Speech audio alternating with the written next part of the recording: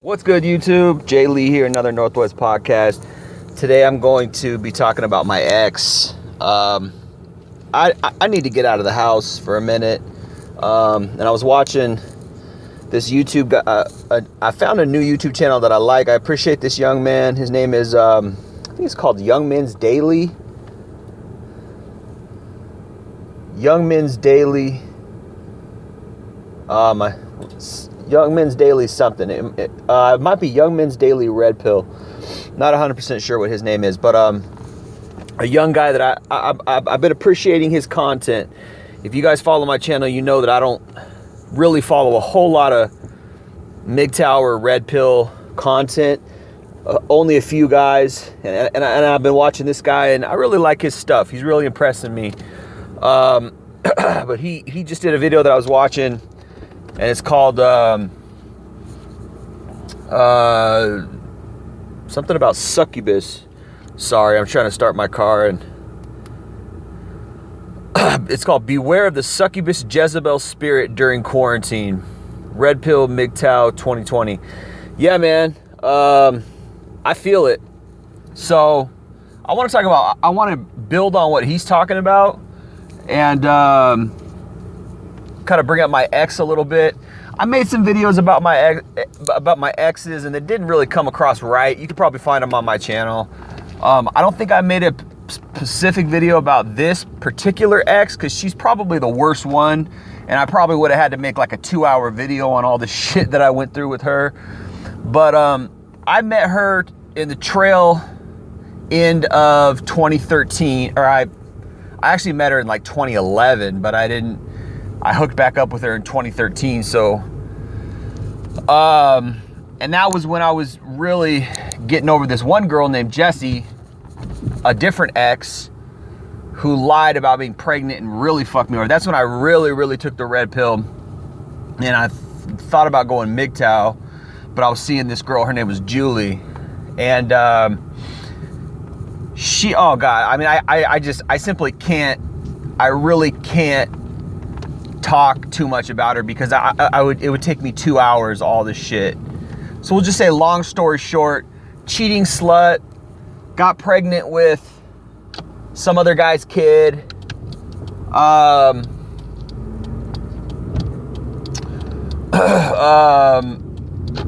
cheated on him with me while she was engaged to him in Wyoming. Came back to Seattle, left him on purpose to be with me, and didn't tell me that she was engaged to him at the time. They were also swingers. So that says a lot, but she didn't tell me any of that. The only thing she told me was that she was pregnant with his kid.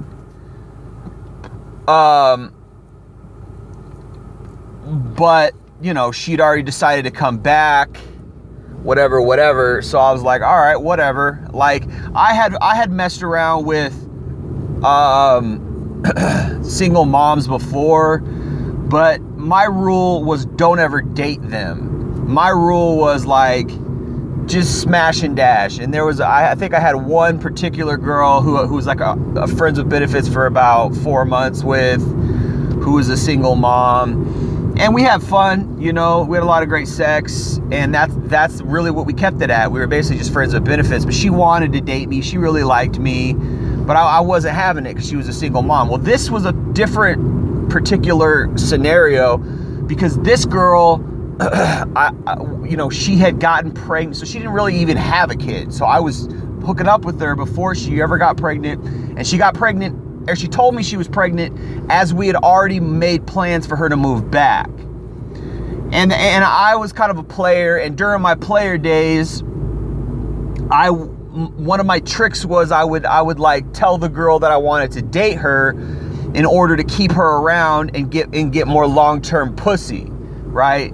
So I would play the boyfriend role, play the boyfriend game, pretend like I'm the boyfriend, woo, right? But I was still running game. I developed bad boy game, right? So I was still running the bad boy game, being aloof, being hard to get, and the girls loved that, right? But With this girl, things were a little different because I felt massive chemistry with her. Massive chemistry with her, right? So basically, we spent about 3 years together. We were smoking weed a lot, which was a mistake. Don't do weed. It fucks your life up eventually. Some people are more adapt to it. Some people are able to, or I should say adept to it. Some people are able to adapt to it more. I'm not. For me, I'm just one of those people who just zones out if I'm high. And I miss it. I do. But I'm about 2 years sober. Maybe a year and a half sober, going on 2 years in between that time. And I'm just now getting my mind back. I'm just now getting my life back. Things like that. It fucked me up, man, for a long time. But her and I, we would get high together.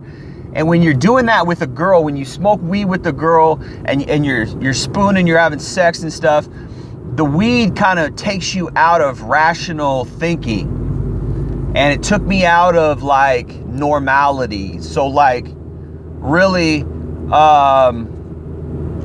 you know, but I will say this, like, even though like, you know, it was dangerous for me to get high and have sex with this girl. Really, anytime you have sex with the girl, you're bonding, you're kind of coming together. And the Bible talks about this. Now, of course, I'm not a very good Christian, obviously, right? If I'm having sex with girls, being a player, smoking weed, none of that is Christ-like at all. None of that is Christian, really. So, I mean, I'll be the first to admit that. So, you know, that is what it is. You know, and the Bible says you reap what you sow. So I've reaped what I've sowed in a lot of scenarios, man.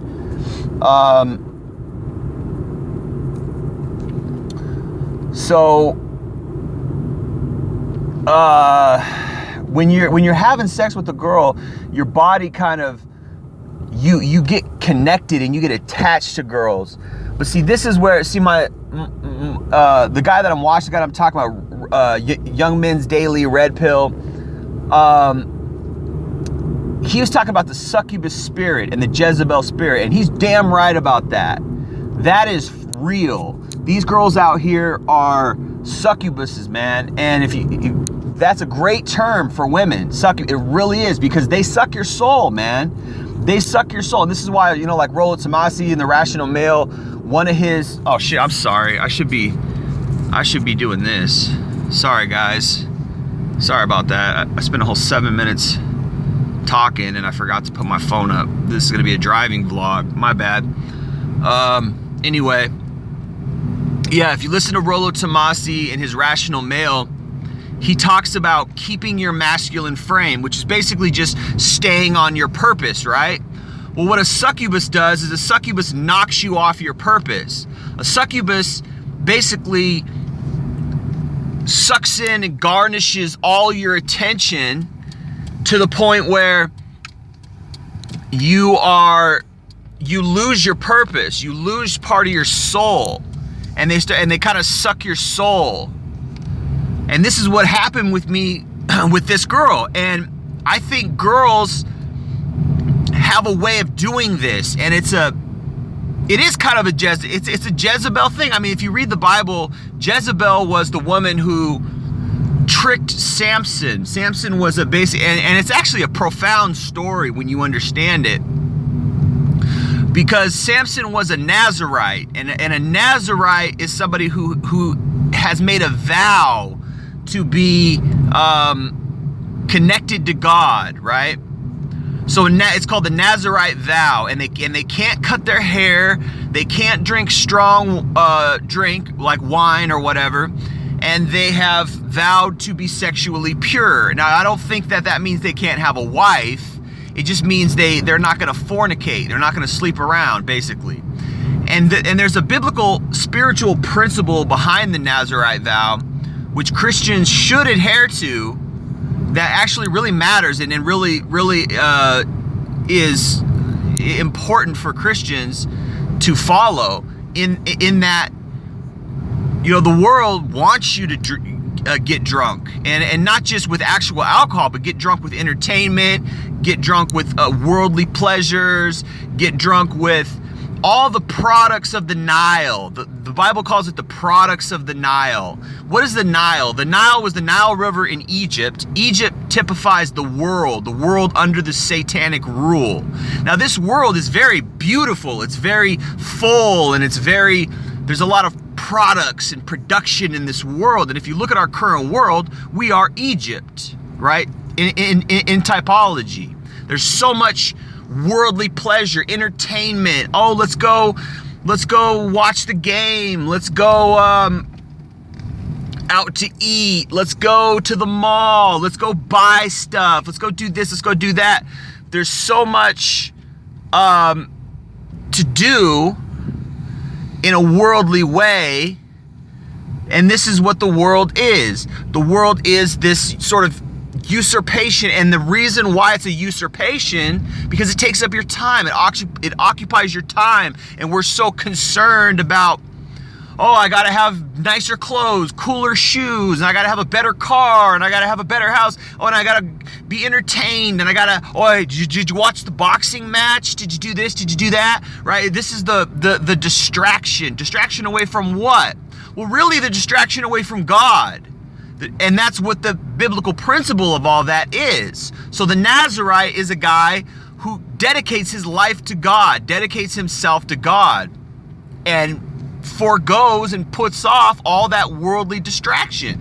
That's essentially what the story of Samson, actually, I'm sorry, it's Samson and Delilah, so it's not actually Jezebel. But Jezebel was a queen, and anyway, that's a whole different story. But I'm thinking of Samson and Delilah.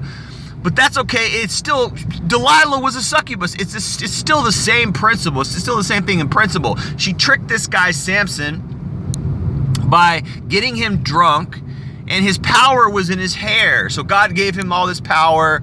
He was a strong guy. He was like a Hercules kind of guy, story in the Bible, right? Whether or not you believe Bible stories are true is neither here nor there. There's a principle here, what I'm talking about, and it's a solid principle.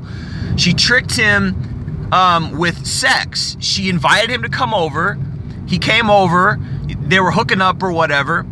And she tricked him by getting him drunk. And when he got drunk, he fell asleep. And when he fell asleep, she cut his hair. And therefore, he was no longer powerful. And what it was she was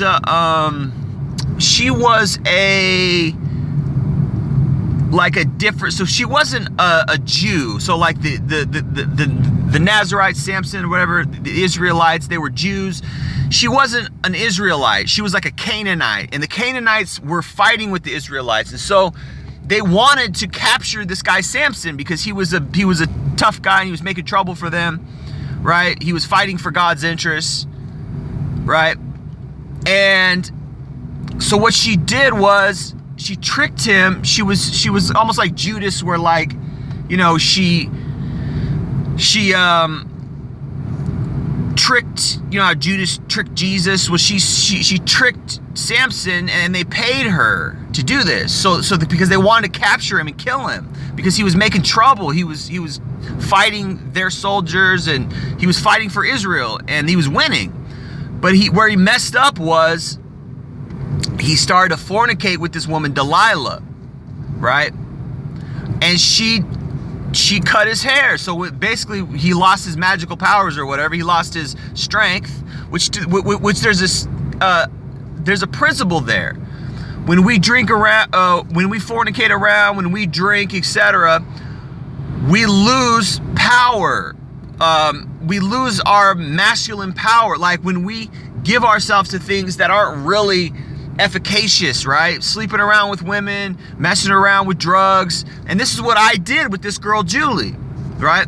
I lost my power. I didn't, like, at first, I was so cool, and like I was all masculine. I was playing bad boy and all this, that, and the third. But the more that I fornicated with this girl, the more that I slept, around with her, the more that I smoked weed and got high with her, etc., etc., the less power I had. So the less power I had, obviously, the less attractive she's going to be to me.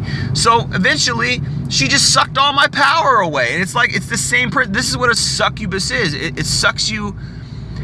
Women suck your power away from you if you're not in the right type of relationship with them. If you're just in a fornication style relationship, or you're in a, yeah, let's go get drunk and screw. And it's like, you know, you could do that a little bit. You can mess around, but there's consequences. You know what I mean? There's consequences, but a lot, you know, sometimes it takes you off your purpose for 5 or 10 years. You know, I met this girl in 2011, and I wouldn't say that my purpose was amazing, but I was stronger then. I was better. I was better looking. I was younger. Okay. I had more charisma. I had more mental ability. The weed hurt my mental. I'm not as sharp as I used to be. Believe it or not, I was a lot sharper when I was younger. Not to say I'm very sharp now, but but I was sharper when I was younger. Stronger, smarter. I did weed for, you know, 6-7 years, maybe not that, maybe like 4 or 5 years straight. And it's taken me 2 years to get normal again. I'm barely starting to feel normal now, and there's times when I want to go back to it. It's an addiction, right? It's a mental addiction. You think, oh, I'm better off with it, because you feel good on it. You feel good on it. You're like, oh yeah, I feel good. Well, unfortunately, you know, I lost some years of my life. From about 2013, 2014, I kind of stopped growing. I got into self-help and things like that around 2016, 2017. It took me a couple years to get, you know, to see any growth. You know, and I've seen a little bit of growth from it, which I appreciate. I've been growing, you know, but I missed some years. I could have stumbled across that stuff in 2014, maybe 2015, and you say, oh well, it's all relative. You know, you weren't ready at that time. Maybe that's true. So I'll take it with a grain of salt. I'll look at it from a certain perspective. Cool, right? But again, you know, I was messing around with this girl. Not only that, she broke my heart, and I've been hurting for 4 years. Seriously, she left in 2016. She decided she wanted to be with somebody else because I was at a low point, and this is how women are succubuses. And you know, there's stuff on this. You can Google stuff on this, or particularly, well, you probably can't access it, but there's some dating coaches who talk about how women will purposely try to turn you into a beta. They call it beta eyes. They will purposely try to do that. You know, they'll try to demasculate you so they can control you, and then once they control you, they're no longer attracted to you, and then they dump you. So it's like they discard you. So this happens, man, and this happened to me. So it's like, sure, when I first met her, she was all attracted to me, right? Because I was so cool and funny, and I was a bad boy, and you know, I was aloof and hard to get, and I was playing my game. I had a good game back then. Pretty good. Like, you know, when I got a girl out on a date, usually I would score because I was fun, I'm funny, I was sharp. It's tough for me to get back into that mind state now because I spent 4 or 5 years messing around with this girl and smoking weed, right? And I think this is a common story. It happened to my brother. He met a girl. He used to be big time player, screwing girls way more than I ever did, messing around, you know, so much more successful than I ever was with girls. He met a girl who was into pills, and then all of a sudden he started taking these pills with this girl. So then he gets hooked onto opiates. 5-10 years later, he graduates to meth, right? So I'm just saying, like it's to be seen. It's to be determined whether or not he's gonna have a happy ending. But he's got a struggle now, which is gonna mess up his. And this is my brother I'm talking about, and I'm being a little candid right now, but it's true. And he was a big player. Women wanted him. He got all the looks. I didn't get all the looks. Let's put it that way. He got all the looks. I didn't get all the looks in the family. All right. And girls loved him. Girls chased him. He was always a player, getting girls left and right. I was jealous of him and all this stuff. And I will admit that it kind of turned him into a jerk, right? You know, when you get everything handed to you, you know, you don't appreciate it. You're a jerk. You know, and women too. There's a principle for women there. Women don't appreciate the fact that they can get sex anytime they want because it's something they've always had. They don't know what it's like not to have that. So they abuse it and they don't, and you know, they take it for granted.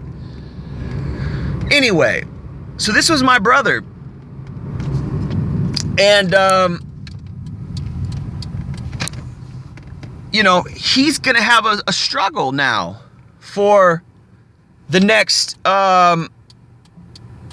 who knows, maybe 10 years, right? He's addicted to a hardcore substance. He has to beat it. Not only that, he has to get his life back. And the question is, he hasn't been normal for years. I was only on weed. That was the extent of my fucking up.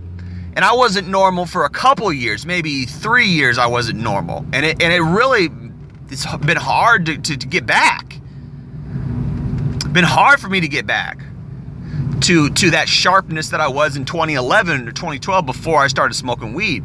And that's just weed, which if you study it, it messes with your neurotransmitters, which is why it has this high effect, which is why it has this sort of dumbing down effect, because it messes with your neurotransmitters. You need your neurotransmitters. When those shits are firing, when your neurotransmitters are firing, you're smart. You can think shit up. When you're high, your neurotransmitters aren't firing that much. Everybody talks about Joe Rogan. He's very smart. Imagine how smart he'd be if he wasn't high. Okay? So, it's a hard thing to say, oh yeah, you can just go mess around and play around. Like, you can, and you can get away with it for a while, but there's consequences. The Bible says you reap what you sow, right? I've reaped what I've sowed. I got my heart broke by this girl. We had major chemistry. The girls I was messing around with until I met her, didn't have chemistry with those girls. I didn't really love those girls. I liked fucking them. It was fun. Fun getting my dick wet, right? Fun getting my dick sucked, all that, woo, woo, woo. But I didn't love them. This girl I loved because we had chemistry. We got along. She was sweet. She was this, she was that. But she was a succubus. She had ulterior motives. She had plans. She had, goals and plans that she hid from me that I didn't really know about, right?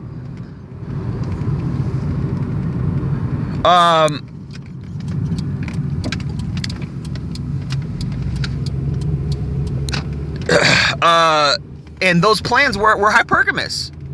She had plans she wanted a house, she wanted a family, she wanted more kids, and she was pregnant with this guy's kid. And again, like I said, she didn't tell me that she was pregnant. She didn't tell me that she was a swinger with this guy. She didn't tell me that she was engaged to this guy. Eventually, when she moved over, she told me that she was pregnant. Oh yeah, my boyfriend that I was with got me pregnant. Woo. She never once told me that she was engaged to him. I found out way later after we broke up, when I actually talked to the guy online, that they were engaged. She kept that from me. She hid it from me. So my buddy, Young Men's Daily Red Pill, is talking about how women are coming back, because of the quarantine. But his point is that they're self-seeking, they're self-serving with this Jezebel spirit, this evil spirit that's out there. And he basically said that they're ran by Satan. And I agree. They're ran by Satan. Feminism is a satanic tool to break up the family unit. It's a satanic tool so is pornography. It's a satanic tool to ruin people. What are the consequences of promiscuity? STDs, kids out of wedlock, broken hearts, domestic violence. You can't pair bond after a while. All kinds of things are fucked up. Right? This is all reality, man. The devil knows all that. That's all part of his plan. He knows that all this is gonna mess you up. He knows it's all gonna cause pain and harm. To what extent? He's trying to get the most out of it. Sure, he'll let these porn stars, he'll make them famous. He'll make Kobe Bryant successful. He'll make LeBron James successful. He'll make Johnny Depp successful. Woo, all these people, right? He'll make them all successful so you can be like, yeah, I want to be like LeBron James. I want to be like Kobe Bryant, or I want to be like this porn star, or I want to be like this actor. I want to be rich, and he sucks you into this. He's doing this to the whole world. Sucks you into this. Oh, I gotta be this. I gotta be that. I gotta improve. And right? But are you at all ever saying, I gotta turn to God, I gotta pray, I gotta figure out what my life is about? I got to figure out what God wants. Well, what's God doing here? What's the purpose of life? Is it for me to just procreate? For me to just get cool shit? Get a house, get a family? Hopefully you just do that. But see, this is where the subtlety of Satan comes in. It's like, yeah, we all want a family, we all want this and that, but along the way you could just sleep around. Along the way you could just take some drugs. Along the way, you could just do that. I like that story, Pinocchio. I think Jordan Peterson breaks down Pinocchio a little bit. I haven't really gotten too into that, but Pinocchio is a very profound story because Pinocchio talks about Pinocchio is a picture of young men who give themselves over to the wrong lifestyle and the consequences of that. Now, as far as like, Pinocchio being a puppet and Pinocchio, eventually becoming a real boy, that probably plays in somehow. I haven't, we could talk about the meaning of that, the deeper meaning of that. But the bottom line is that the biggest metaphor or example of what not to do, I guess, in the story of Pinocchio is when he hangs out with these kids and he gets in with the wrong kids. He goes to that party island or whatever, and he's on this party island, and then eventually there's this slave master and he enslaves them all because they're all and they turn into donkeys. The more they smoke, drink, have fun, carouse, whatever, the more they become donkeys. That's a metaphor. It's a picture. That the more we give ourselves over to sin and the more we give ourselves over to this evil shit that we do, drinking, the more we become a donkey, the more we sort of transform into something that we're really not. Right?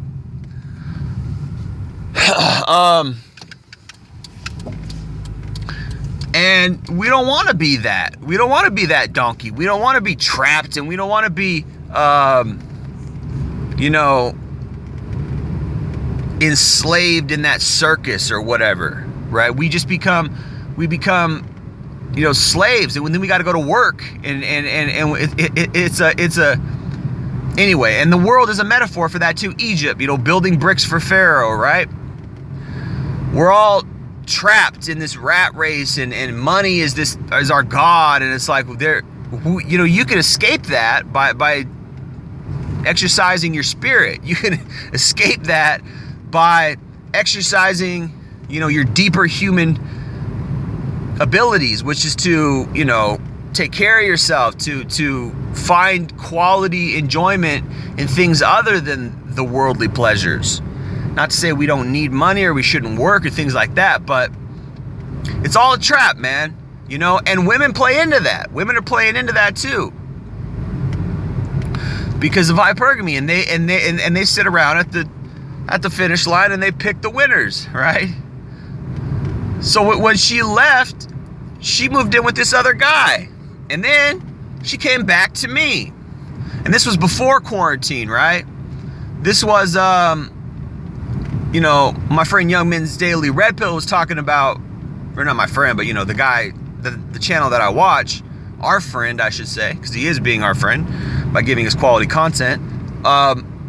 He's saying that these women are coming back, and he's using it as a metaphor of temptation, or they're trying to get back in our life. They're trying to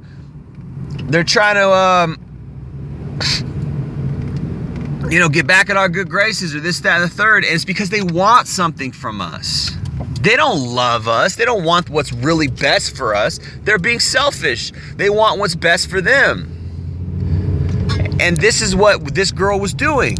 It was all good when I was a bad boy. It was all good when I was this, that, and it was all good when I was funny and I was sharp. But then once I got high and I was doing all this stuff, then she didn't want me no more. Then her love was gone and she didn't love me no more. Then it was like, oh, this guy's a bum. Well, I guess I got a dud. He's not giving me my long-term goals. He's not giving me my long-term plans. He's not buying me a house. So I guess I'm going to dump him and go find a guy who will. So she went and found her simp. She went and found her beta bucks.